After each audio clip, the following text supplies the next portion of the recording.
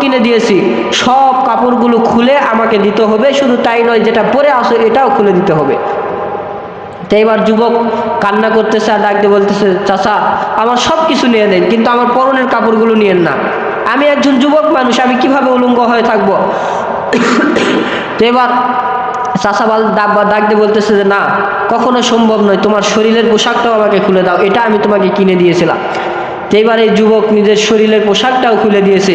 যুবক ছেলে শরীরের পোশাক খুলে দিয়ে উলঙ্গ অবস্থায় থাকলে কতটা কষ্ট হইতে পারে।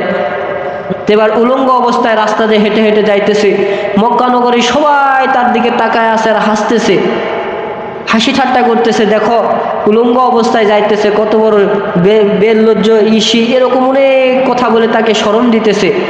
তো এই যুবকটা কান্না করতেছে আর যাইতেছে, যাইতে যাইতে একটা ঘরের দরওয়াজায় এরকম টোকা দিছে। তো ঘরের ভিতর থেকে একটা মহিলা বাহির হয়ে আসছে, এই মহিলাকে ডাক দিয়ে